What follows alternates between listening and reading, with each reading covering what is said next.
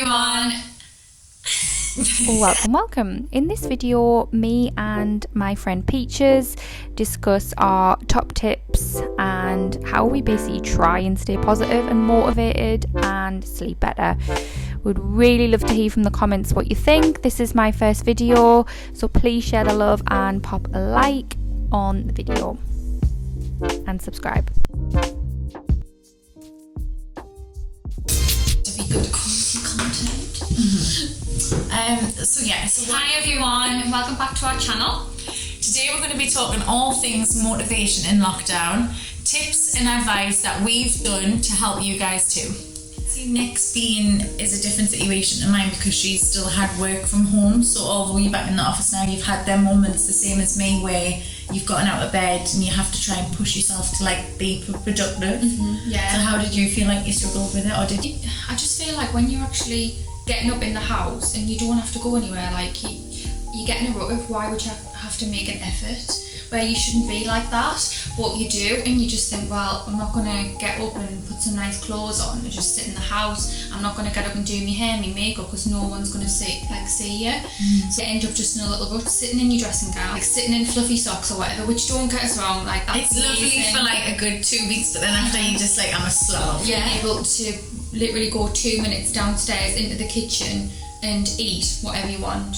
Yeah. Like it's just everything's at your fingertips. And it's easy to just become in those bad habits of like eating the wrong things and like sleeping at the wrong times, late nights and late starts, and like you say, just becoming lazy with yourself, isn't it? How easy is it to just go to the cupboard and grab something really easy and snack on it? And for me, I wasn't motivated to actually do any sort of fitness, any working out or anything. So if you're not moving like what you normally are, like getting up, going out, going to the office, think of all those steps that you're not doing when you're in the house, and you're just like putting on weight, and it's just not a life, and you get in a little rut, and then the more you're in the rut, the more you don't want to do it. For me, and that always has helped. This is exercise, because it's like such a release for me, like releases endorphins.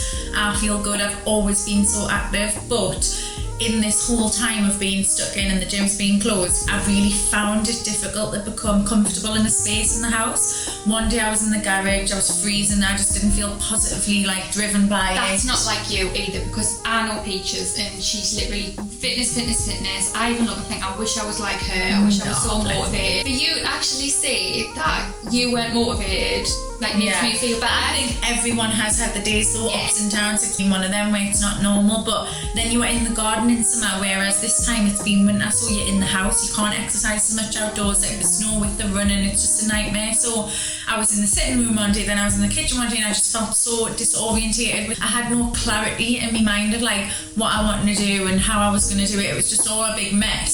So I feel like when you strip it back, like this is the big tip for me, is like I just had to strip everything back to be like, right, let's get in a good routine, let's start from scratch, get a little area in the sitting room where you feel like it's positive space, it's bright, you can see outdoors, you've got a bit of air if you need, you're not feeling trapped or secluded in one small space. Like when I was in the garage, I was like so suffocated by the space, and it didn't motivate us to push harder. Space is really important where you train, and if it's just a little bit every day, so 30 minutes a day for me was my aim. Even if it was just a few little lunges and a few little jog on the spot, it's better than nothing. So for me, like the one thing I could suggest, definitely try and just move your body more, because it gets you out of that rush, makes you feel good. A little tip what I heard, what I really liked, he said, so whatever you want to do, if you actually act on the first minute of whatever you want to do, you're more likely to actually do it. Is that really true? Yeah, so let's say you wanted to go out on a walk, for example. The first minute of you actually going to do that is to put your shoes on and like tie your laces or whatever. Put your shoe on, tie your lace, then you're more likely to go and do it than not. That's so interesting. I didn't realise that. Yeah. Just having a conversation with this to someone actually, like writing lists, because I've always been massive on writing lists, right? I'm a bit of an organised freak anyway. I like to just know what I'm doing, and my head's a bit of a messy space. Like my head gets so congested with all these ideas. Really productive, easy thing to do, just to help you get a little bit more organisation, a little bit more proactive. Like it's definitely for me, like writing lists, even if it's 5 or 6 things of that day, what you want to achieve. Like for me, that is a massive positive like tip. Not only just writing lists, taking the things off your list. Taking it off the list. Taking it off the list. It's like you feel so good. Yeah. Like if you've got, like what you said, a messy, scatty brain, whatever. So scary.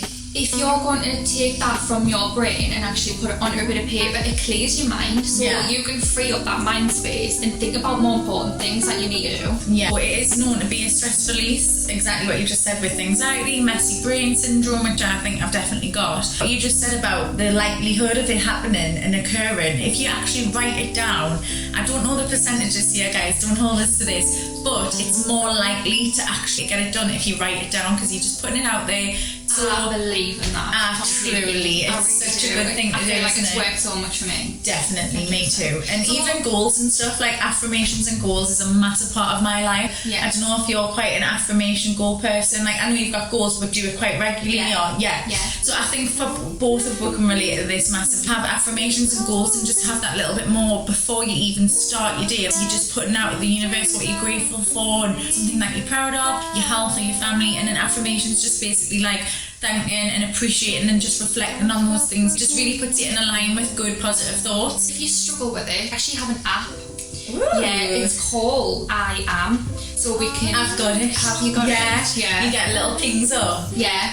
It's so good. Yeah. So like all throughout the day, I basically get an affirmation that I can actually read out to myself in my head. I've actually got a load on my phone right now which came through, so I'll actually go. First one, I am grateful for supportive friends and a loving family. So good. Yeah. Perfect. If you're going to read that out into your head, it's going to go back out into the universe. Yeah.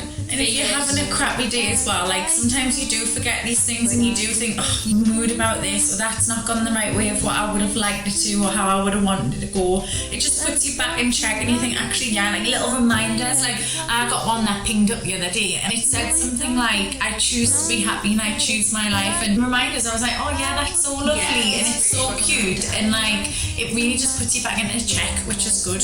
One, I choose to breathe, trust and let go. So sometimes what I do, at points in the day, I'll get to the point where I don't even take a breath, and I realise now I've started to notice that I'm not doing that, and I'll go and I'll take a deep breath, and it just helps you get back in the moment, back in your own head, and you realise, and I think that's helped anxiety massively for me. That's so good. Yeah, so that's definitely a good recommendation, is the I Am app. Can I ask you a question? Yes. So, you know, you said obviously the first lockdown you felt like you had a really bad time. So how did you find with your sleep and stuff like that during that time? Because you normally sleep pretty fairly okay. Yeah, so I sleep okay. I'm quite a good sleeper just because I tend to do a lot in my days and I'm not a napper. Like, I know some people might have like afternoon naps and things, but I'm not one of those people. I'm quite an early bird, but I felt like I couldn't switch off as easily. Just at a loose end. My sleeping pattern was okay, it wasn't that bad. How was your sleep? Terrible. Yeah. That's why I asked you, because I was curious as to if yours like wasn't so bad. I struggled massively with sleep. That was a really big one for me, to be honest. I think my head was just racing, had that many thoughts. When it come to night time, I just couldn't switch off. Like winding down as well. I think a lot of people have been like had that bit more anxiety and then a bit more feelings linked with this whole period in the lockdown, and how easy is it just to trigger your mind on a night time. Well, yeah. Sometimes what will happen to me is I'm so tired all night, and then I'll get into bed and I'm like, ping. My mind's just doing overtime thinking all these things. So you've got to think, just back to what we were talking about, not eating very good, not exercising like I wasn't, general bad habits, and then you're not sleeping well. When you're going to eat more crap and junk food, and then if you're eating that, you're going to feel crap about it, and it just goes round and round and round. It's like, how do you break that cycle? Yeah. As well, like a massive thing was it really helped me with sleeping, relaxing on a night time and getting really in a nice place before bed, was just being like more positive mentally. So like being more kind to myself, putting my phone down 30 minutes before I'd get into bed. Like, just don't look on your phone when the TV on or read something. Just don't have that last 20-30 minutes before you go to sleep like on your phone. It will set you up for a more relaxed sleep, more self-care. So can you use like a nice silk, what they're called? Silk eye mask. Yeah, I love my silk pillow. I've got one. And that really helps it. It's soothing on your face. You feel a bit more home comfort. I tried a sleep spray, and they are meant to be really good. They're meant to just put you in that different aroma, you know, the smells and the relaxation. We'll actually link them below on our video. We'll link them below. If anyone struggles with sleep, have a go, and would love to hear your feedback in the comments as well. Motivation, positivity.